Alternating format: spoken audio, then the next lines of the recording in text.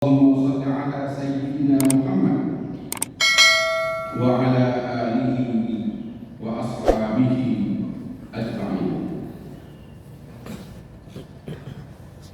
قال الله تعالى في كتابه الكريم: أعوذ بالله من الشيطان الرجيم. بسم الله الرحمن الرحيم. وسارعوا إلى مغفرة من ربكم وجنة عرضها السماوات والأرض أعدت للمتقين. Sadaqallahu adzim. Kaum muslimin dan muslimah di dalam jamaah subuh rahimakumullah. Mari kita sambil beriktikaf senantiasa memanjatkan puji syukur kehadirat Allah Subhanahu wa taala.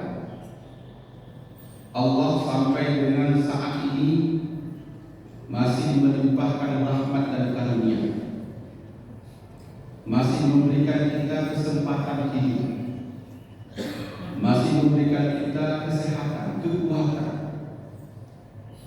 untuk melaksanakan ibadah yang paling besar dalam ajaran Islam, yaitu berpuasa di bulan Ramadan. Kita patut bersyukur karena Allah mempertemukan kita di Ramadan tahun ini.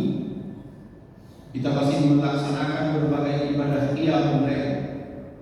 Kita berzikir, kita i'tikaf, kita membaca Quran, kita infak sebahagian dari harta yang kita miliki. Ini semuanya kita melaksanakan itu karena kita bersyukur akan nikmat dan karunia Allah.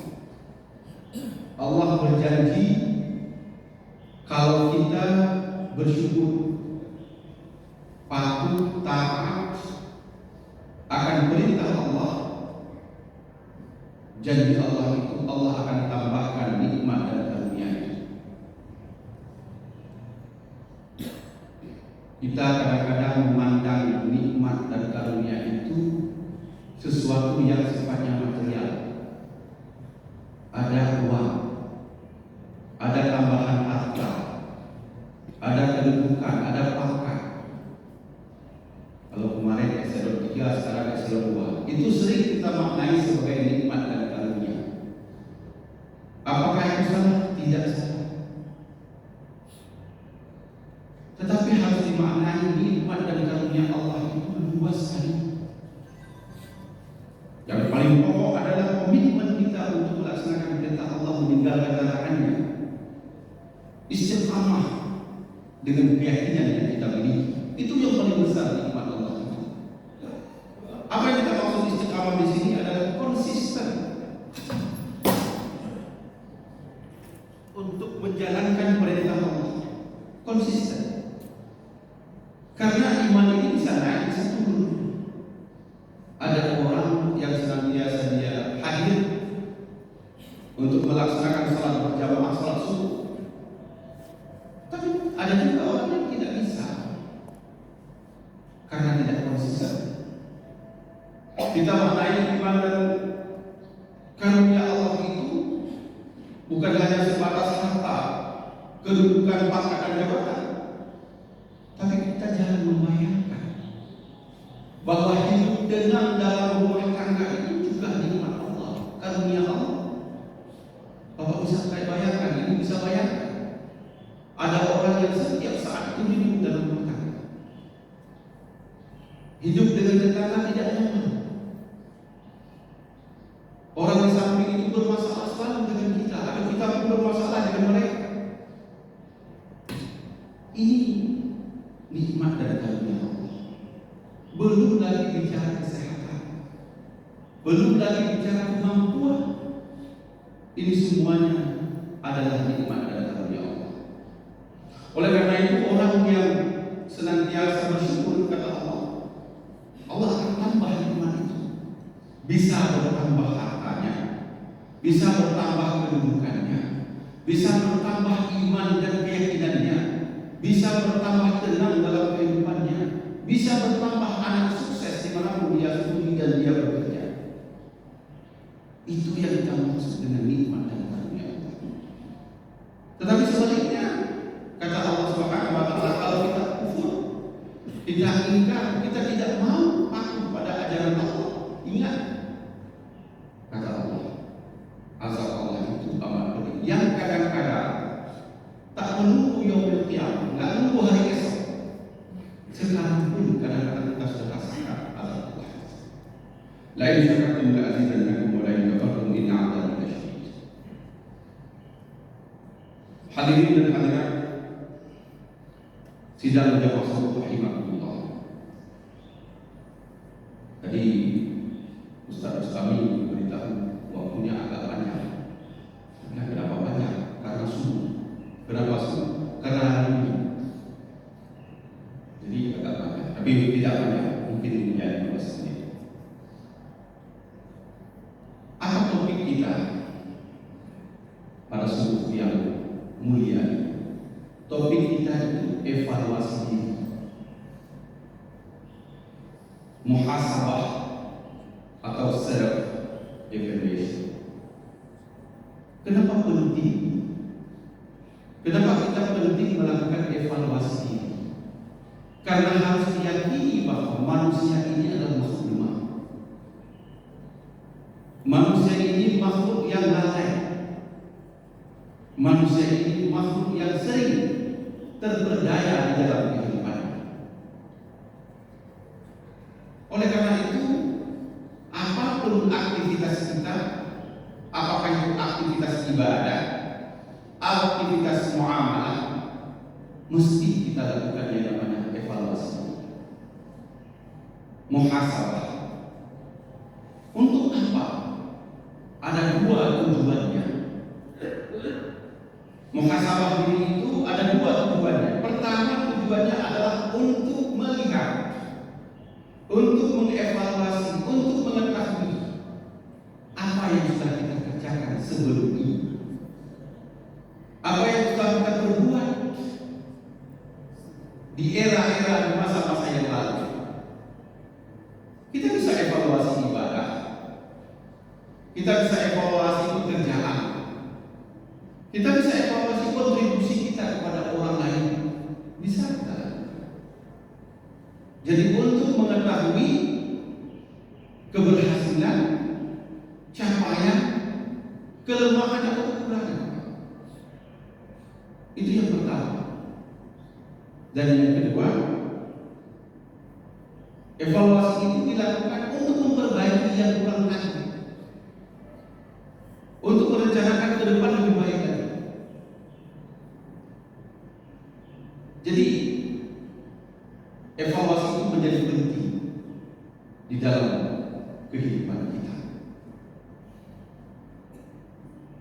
Allah Subhanahu wa taala menegaskan kepada kita semua, kepada orang-orang yang beriman, untuk melakukan evaluasi diri.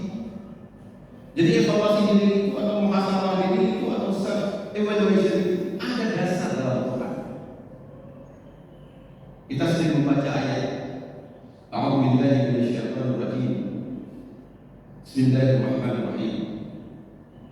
Ya ayyuhalladzina amanu taqullaha wal tanzur nafsum ma qaddamat lighad wattaqullaha innallaha khabirun bima ta'malun.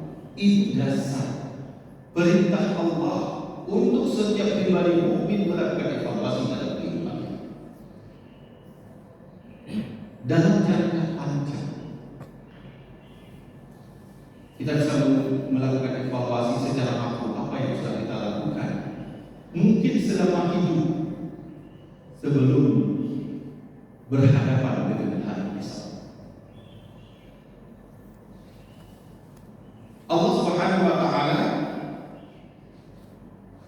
mengajak, memanggil orang yang beriman seperti kita ini, wal tanzur nafsu ma qaddamat lighad. Ya, lihat, perhatikan, evaluasi dirimu sendiri. Jadi yang melakukan evaluasi itu kita.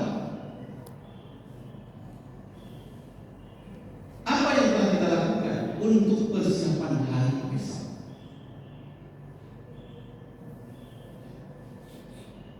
Jadi kita diminta untuk melakukan evaluasi diri persiapan hari esok.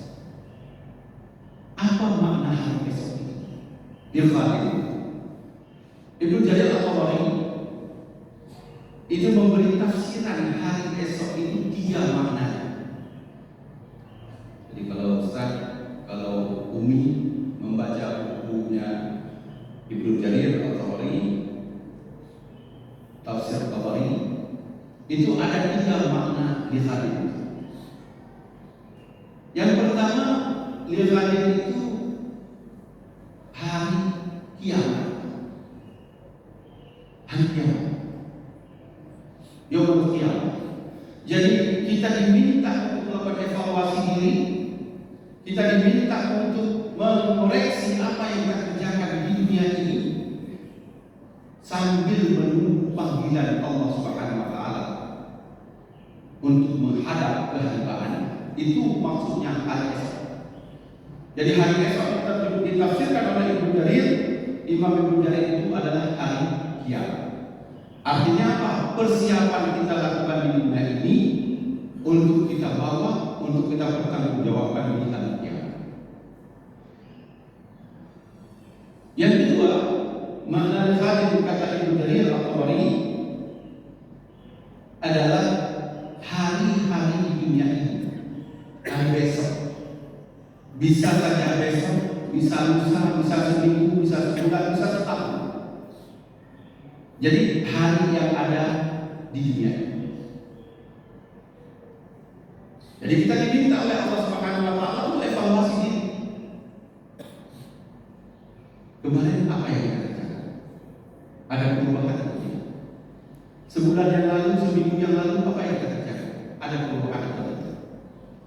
Kalau kelemahan kekurangan apa yang bisa kita perbaiki menghadapi hari esok?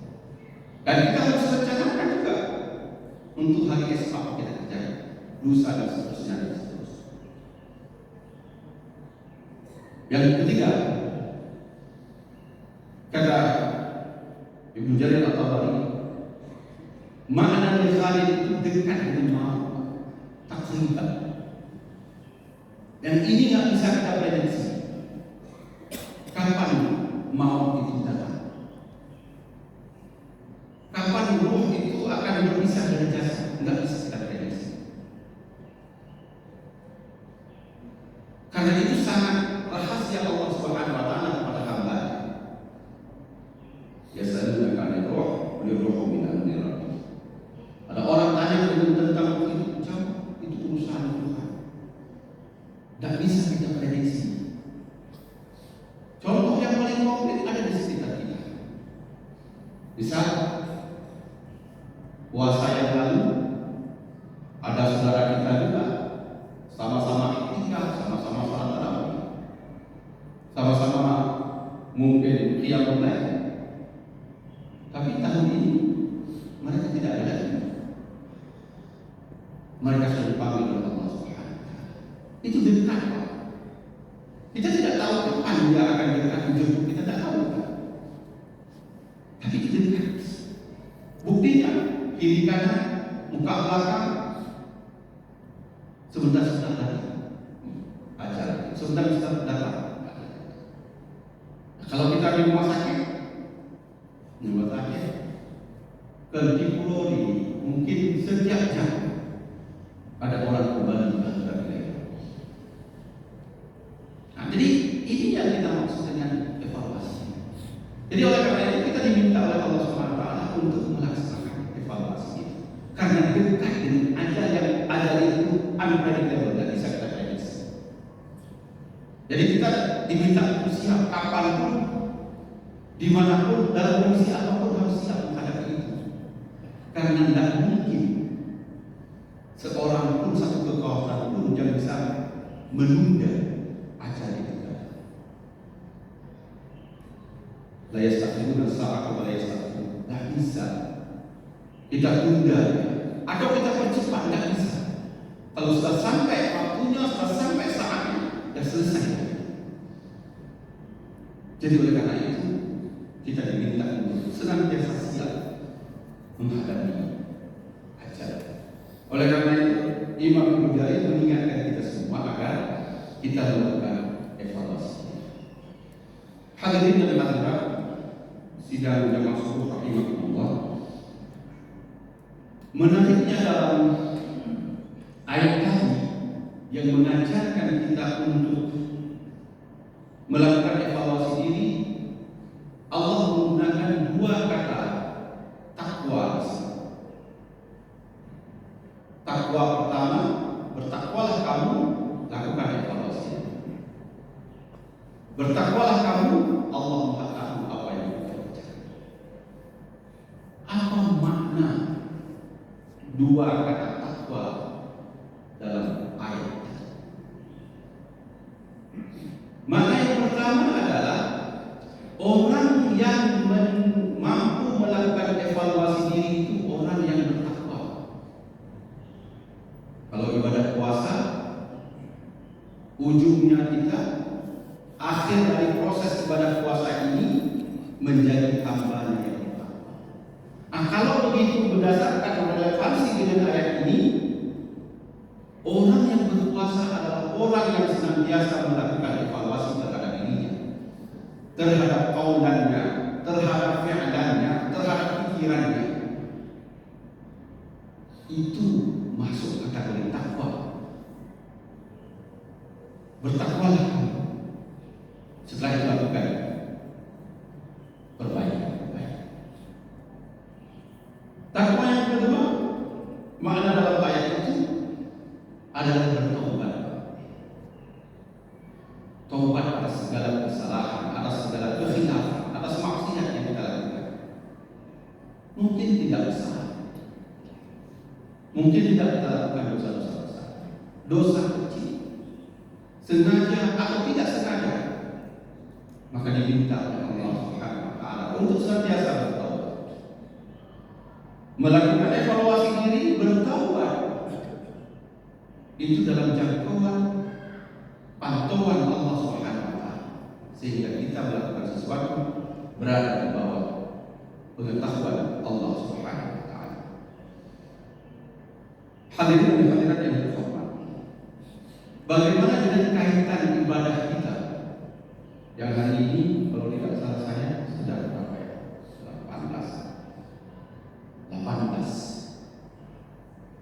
18 hari sudah kita melaksanakan ibadah puasa tahun ini. Kalau bercermin dari ayat tadi, diminta evaluasi, artinya apa? 18 hari itu kita harus lakukan evaluasi. Siapa yang melakukan evaluasi itu? Siapa yang melakukan itu? Ya kita sendiri. Kita tidak bisa mengevaluasi orang, terutama dalam konteks ibadah puasa. Artinya kalau mau secara konkret kita katakan, apakah 18 hari kita melaksanakan ibadah puasa ada perubahan atau tidak dalam karakter kita? Yang lebih jauh masing-masing pribadi. Ada tidak perubahan karakter? Karena apa? Sesungguhnya ibadah puasa itu bukan tujuan akhir. Bukan tujuan akhir. Ibadah puasa itu menahan makan, menahan minum, menahan sesuatu yang dapat menentukan atau mengurangi nilai ibadah puasa. Kita tahan itu semua. Itu proses, Pak. Proses, bukan tujuan akhir. Mekanisme. Ya kalau bahasa orang pendidikan itu madrasahnya. Proses madrasah, mekanisme untuk melakukan perubahan karakter di dalam kehidupan pribadi. Puasa ternyata memang sangat ampuh dalam konteks ini. Puasa yang dilakukan berdasarkan keikhlasan dan keimanan kepada Allah Subhanahu wa Ta'ala. Kita mungkin tidak cukup banyak mengetahui betapa besarnya nilai ibadah puasa. Tapi kita karena berpikir kita cenderung materialisme,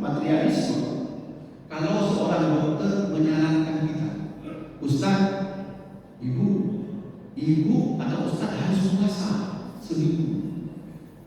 Kalau tidak puasa, ustaz atau ibu akan opname, akan operasi, akan menjalani proses bedah. Apakah bedah jantung, apakah bedah usus.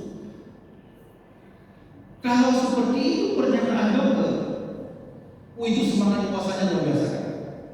Menghindari tidak operasi, menghindari tidak sakit, menghindari tidak masuk kegiatan pembedahan organ.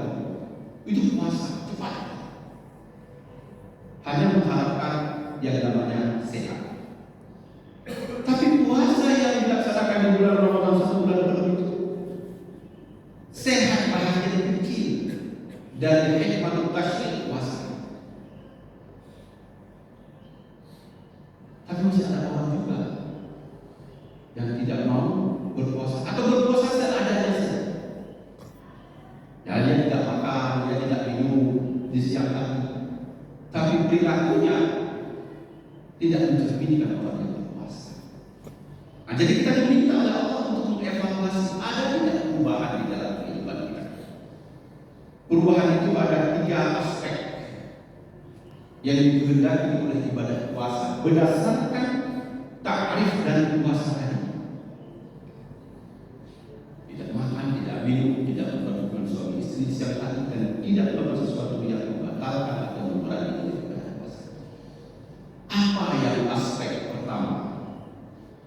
Orang berpuasa itu berubah karakternya yang sebelum puasa itu kaulannya. Jadi aspek pertama perubahan pada perkataan kaulan. Yang pada aspek pertama itu orang berubah. Yang dulu mungkin sering kalimat yang keluar dari mulutnya itu adalah kalimat-kalimat yang tidak enak kita dengar. Kalimat yang menyakiti hati orang lain, kalimat yang membuat jengkel orang, dan kalimat-kalimat laza yang tidak menghasilkan manfaat dengan kalimat itu. Puasa mengajarkan kita untuk menahan berkata-kata yang tidak baik. Kalau kebiasaan dalam puasa ini kita bisa menahan, dan nanti juga setelah puasa Ramadan kita bisa mampu menahan, maka fungsi ibadah puasa sebagai madrasah, sebagai proses, sebagai mekanisme perubahan karakter itu berjalan, dan itu dikehendaki oleh Allah SWT. Jadi hanali hidup dalam kalimat kata dari lisan seorang puasa itu kalimat-kalimat yang tidak bermanfaat. Nah, kalau itu terasa bagi kita, itu sudah berfungsi ibadah puasa. Yang kedua, berubah itu pada aspek af'al, aspek fi'lan, tindakan, pekerjaan. Ada perubahan itu.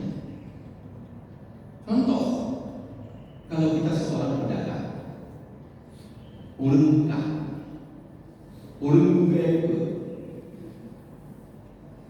ada tak permainan di timbangan? Ada tidak memberitahu bahwa barang kita itu sesungguhnya tidak baik, tapi kita beritahu baik? Ada tak ya tindakan kita mempermainkan harga? Atau memaksa pembeli untuk membeli barang kita padahal tidak layak untuk dia beli?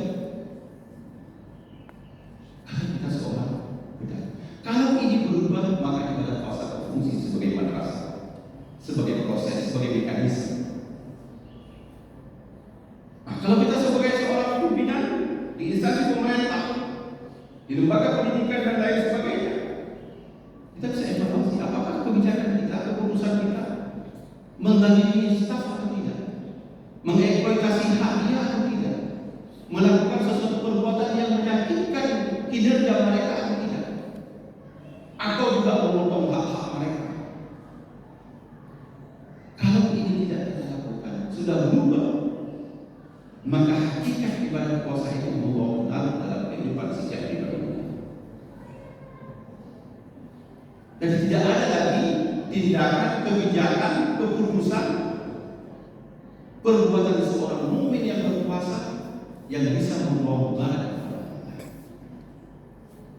Yang terakhir, aspek berubah itu adalah aspek pikir. Ibu-ibu yang terhormat, berpikir. Artinya apa? Puasa mengajarkan kita untuk berpikir positif. Tidak ada berpikir negatif. Maaf, contoh konkret. Ada tetangga kita, ibu-ibu pesan mesin cuci bagus atau kulkas bagus. Ada tidak terpikir? Kalau terpikir masih terpikir misalnya, Pak Copet, dari mana uang itu? Jangan-jangan uang korupsi, jangan-jangan hutang saja, budaya saja. Kalau masih terpikir itu belum berfungsi ibadah puasa. Jadi yang kita pikirkan itu sesuatu yang negatif. Jadi ini juga menjadi bagian dari evaluasi di dalam kehidupan. Hadirin dan hadirat yang terhormat, kita masih diberi kesempatan oleh Allah Subhanahu wa taala beberapa saat. Mudah-mudahan Allah memberi kekuatan kepada kita untuk menjalankan ibadah ini, ibadah puasa Ramadan dengan sempurna. Karena apa? Bisa jadi ini mungkin terakhir, tapi bisa jadi juga kita bisa bertemu dengan Ramadan yang akan datang. Seperti tadi, dekat dengan maut, kita tidak tahu. Oleh karena itu di akhir usia subuh ini, mari kita bersama-sama melakukan evaluasi yang kita telah lakukan, apakah itu dalam konteks ibadah puasa maupun dalam konteks hubungan keluarga, hubungan pekerjaan, hubungan dengan tetangga, atau dalam konteks aktivitas-aktivitas yang lain. Dan kita tentu akan berupaya memperbaiki kelemahan-kelemahan yang ada. Orang yang berhasil adalah orang yang selalu melakukan perubahan di dalam kehidupannya. Beberapa waktu yang akan datang kita akan mungkin selesai dengan ibadah ini, dan nanti alat ukur kita menjadi hamba Allah yang bertakwa itu akan terlihat secara efektif pasca bulan Ramadan. Kalau kita mau lihat alat ukur, itu banyak sekali alat ukur orang-orang yang mutakin yang sesungguhnya memiliki relevansi dengan ibadah puasa. Ini beberapa hal yang dapat kami sampaikan. Sebetulnya masih banyak hal, tapi karena waktu sudah lebih dari yang diberikan, ada satu lagi tema yang sesungguhnya patut menjadi renungan kita, yaitu alat ukur atau indikator orang yang berhasil melaksanakan ibadah puasa, dan itu dijelaskan di dalam Al-Quran ayat 133 surah Ali Imran, ayat 134 surah Ali Imran, dan ayat 135 surah Ali Imran. Karena tidak cukup waktu, mungkin hanya sebatas ini yang saya sampaikan. Untuk lebih detailnya tentang indikator orang yang sukses berpuasa, menjadi hamba Allah yang muttaqin dan munasabah dengan Al-Baqarah 183 itu terdapat di dalam surah Ali Imran 133, 134 dan 135. Mudah-mudahan Allah memberi kekuatan kepada kita semua agar kita bisa melaksanakan ibadah ini dengan baik, dan Allah berikan kekuatan iman kepada kita sehingga kita istiqamah di dalam menjalankan kebaktian kita kepada Allah Subhanahu wa taala. Demikian, mohon maaf